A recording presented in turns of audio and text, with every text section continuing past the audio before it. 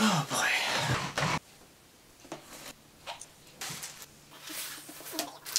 So today's video is a little different. I'm trying to switch days and it's just a lot of work to do 3 videos in a week. And I don't want to leave you guys without any videos on Thursday. So instead, I'm sitting here in the dining room where I live. And I'm recording, just telling you a story. So you might hear weird noises in the background and things like that. I'll try to edit it down, but I can't promise anything. So this is the first horror story I ever wrote. It's really bad. I kinda like it though. Oh my god, cat. Stop. Stop. Stop. The reactions you see are going to be just... oh man. Because this is so poorly written. There's a sentence in here where I explain why you can't stay underwater for very long. But we'll see that. So I guess I'll just get started, and you can guess what author I'm trying to emulate when I wrote this. So here we go. It's called The Thing. I spotted the thing resting in the window of an obscure pawn shop on the corner of Wimple and States Ave. I was walking past late one night, and the corner of my eye caught a glimpse of its sleek form. It was long and black, with the texture of shriveled skin. Along its thin, cylindrical body were markings of an unknown origin. It was bent at slightly bulged spots, like some long finger of a beast better not named. Its sight repulsed me, and made my skin crawl. As I stared at the black thing, I pondered what possible use it could have had. In the eye of my mind, I saw a darkened shape standing within a circle of crimson, raising the wretched black cylinder above its head, and speaking in words of the language whose words are etched onto the side of the object before me. Wow, that's a bad sentence. Its words rising in volume until the... What the hell? Okay.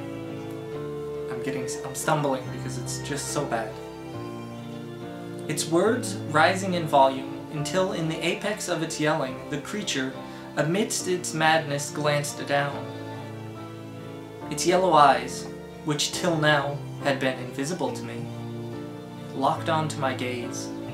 Shocked by this action, my mind is yanked to the present, and my hand releases the rock I had raised above my head, letting it fall to the ground. I looked at the stone at my feet, not remembering when I had picked it up. Wow. Let me start that again. I looked at the stone at my feet, not remembering when I had picked it from the many that rest on the street. What had been my purpose with that stone I had held? Could it be that I had attempted to break the glass of this small shop, in which lies the disgusting object of my jarring thoughts? Man, less description. Whew. My eyes fell again on the object resting on its satin bed. No? This is what happens when I'm recording. I read a sentence and then I realize I missed an entire word.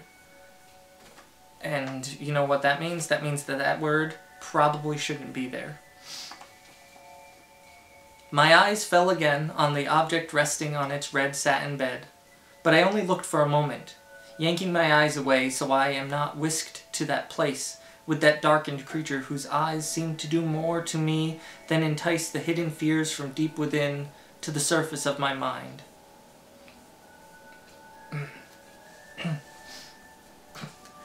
It was hard to keep from looking back, for something was compelling me to continue to gaze at the unusual finger-like object. It was hard to get my feet moving again, to put some distance between the cursed back... What? Oh! It was hard to get my feet moving again, to put some distance between the cursed black cylinder and my eyes. When I did begin to move, I was moving faster than I normally would, so I could get away from the thoughts that, even though I had not gazed at that horrible thing, still seeped into my head, as though it were a sponge, to the wicked signals the object was giving off. Thoughts, which even as I turned the corner and made my way home, still said, "Buy me." Just gotta say, that entire paragraph probably didn't need to be there.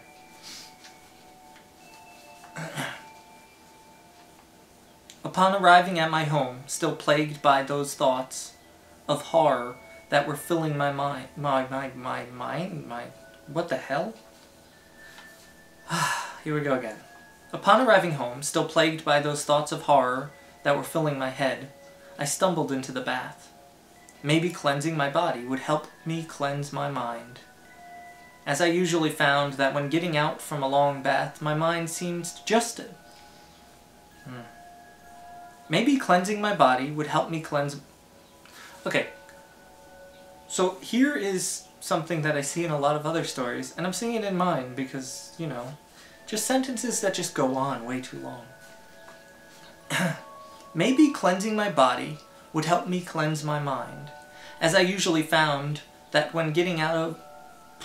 This sentence is terrible. As I usually found that when getting out from a long bath, my mind seemed just as fresh as my body. I am not rereading that. Alas, even as I rested in those waters, I could not rid myself of the object's pull. The water, which I had run warm, felt cold and clammy to my skin. As I slipped my head under the soapy waters, attempting to protect myself from the tendrils of wanting that was invading my mind,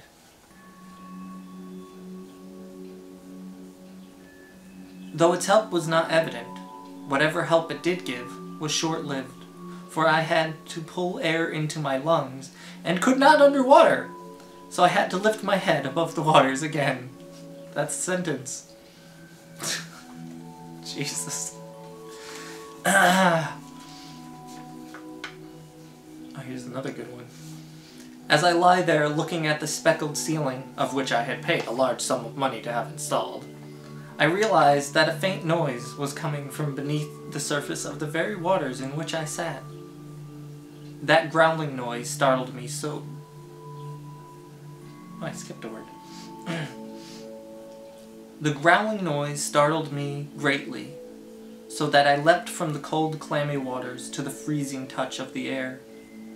Again the noise came, and I realized that it was not some beast somehow called on by the thing to bring me once again to that obscure shop, but instead merely the sound of my own hunger.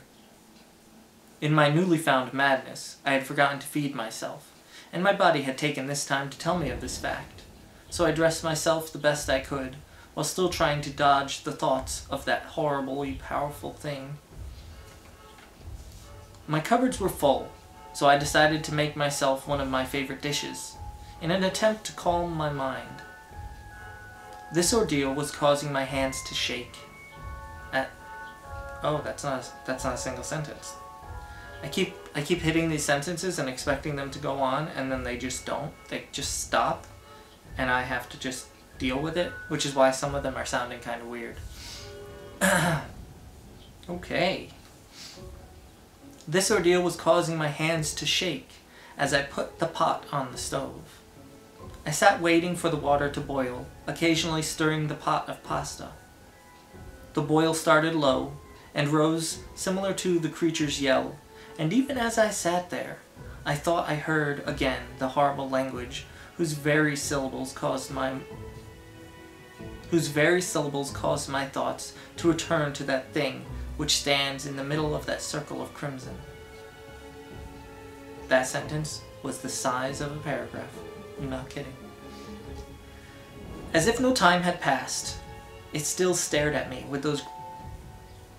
Oh, I misspelled glowing as growling.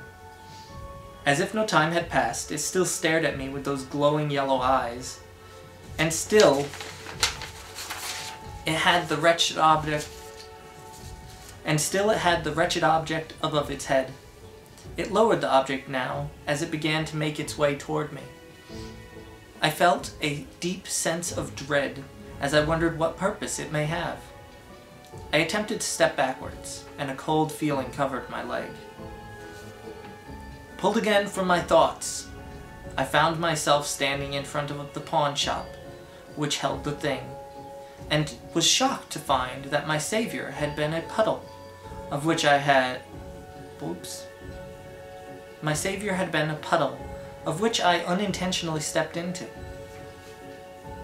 The puddle had drenched my leg with cold, shocking me from the constricting grasp of my ugly thoughts. The thing still rested there, a pane of glass between me and it. Somehow I had gotten to this place again, still wearing the night clothes which I had changed into after my bath. Perhaps I walked to this place, again compelled by a force beyond my understanding. Again I was fighting with myself as I walked away from that thing, that compelling force that was driving me mad. The night's air was cold on my skin. I wasn't dressed to be out in this kind of weather. Why is that the why? Yeah, let's continue. I have a problem where in this story, or a long time ago I had this problem where I wanted to describe everything with a word before it. Dark night, what's the one? Constricting grasp, ugly thoughts. It's very, don't do that. The rain hadn't been long, but had successfully drenched my nightclothes. My body shivered while I walked the darkened streets of the city. As I passed the gaping entrance of an alley, my eyes strayed into its darkened As I passed the gaping entrance of an alley, my eyes strayed into its darkened depths, in which I thought I saw a shape move slowly in the dark. Fear stopped my movement as I looked into the blackness, transfixed on what nightmare that shape was. The shadowy figure moved again, and it seemed to me that it was moving closer to the very place where I stood.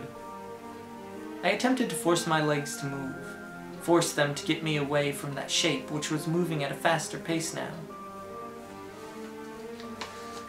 As it got closer, I could feel my blood pumping through my veins, fearing what the shape would do once it got to me. Wait, what? Oh, that's one sentence. As it got closer, I could feel my blood pumping through my veins, fearing what that shape would do to me once it got to me. What? Oh my God, this sentence. As it got closer, I could feel my blood pumping through my veins, fearing what the shape would do once it got to me. That's a little trick, by the way. If you slow down what you're saying, and you say it in little bits, then you can just slide the bits together in the editing program. I couldn't move my eyes away from this. Nope. I couldn't move my eyes away from the shape, knowing that if I did, it would leap out and drag me to places unknown. The darkened form within the shadows stopped, just as it reached the edge of the alley's opening.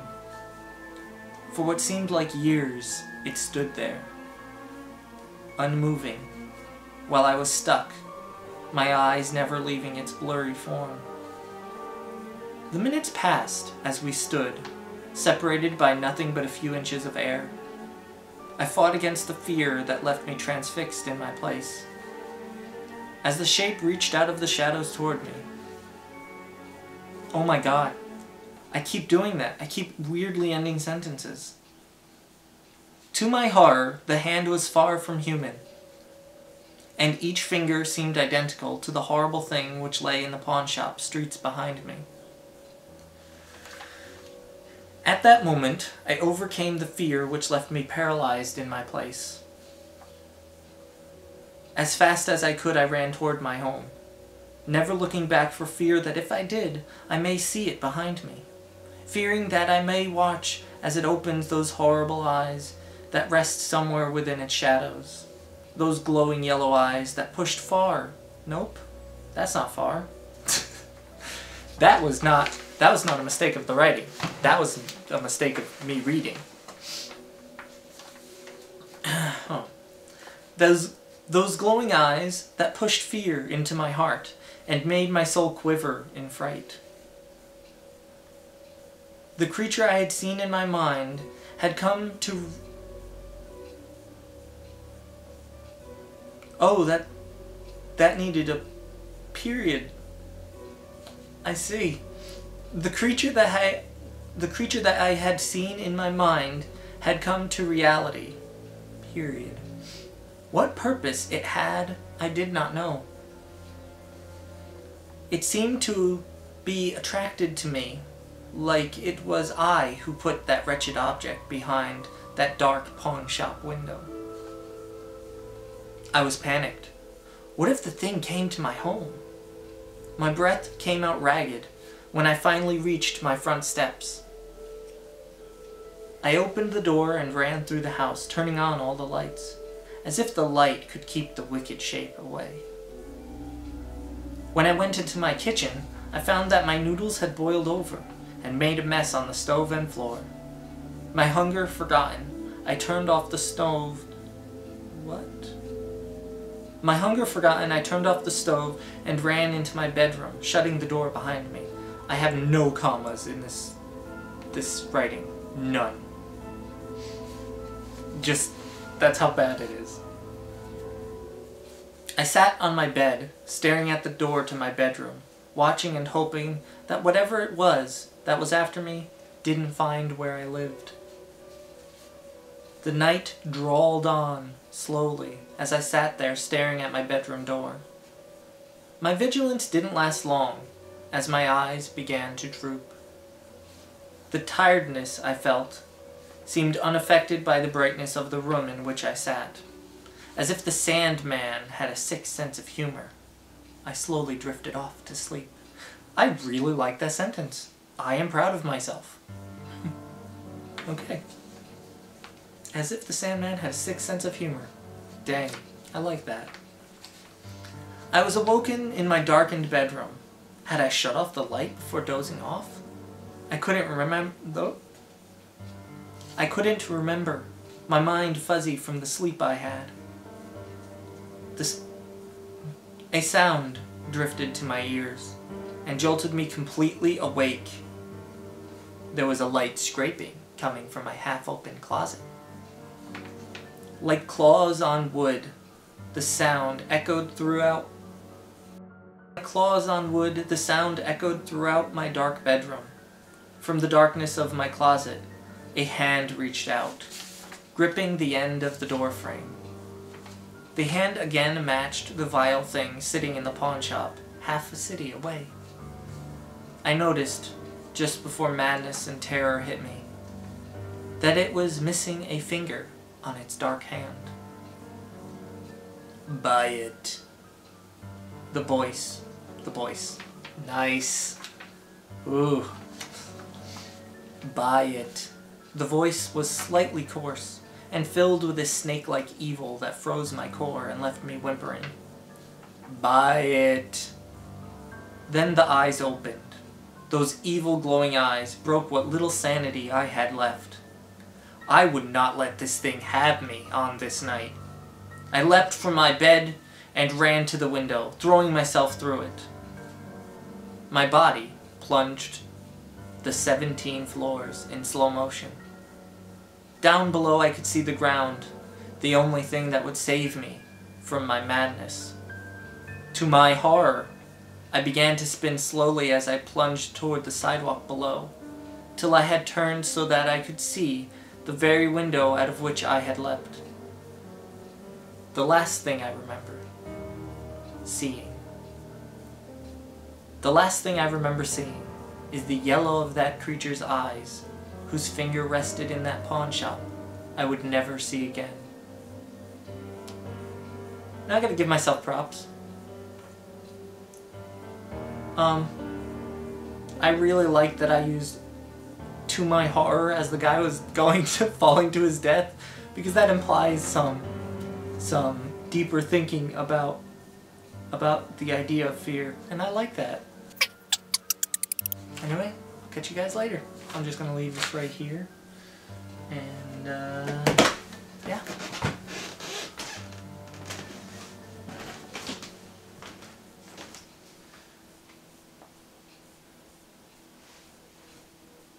Stop.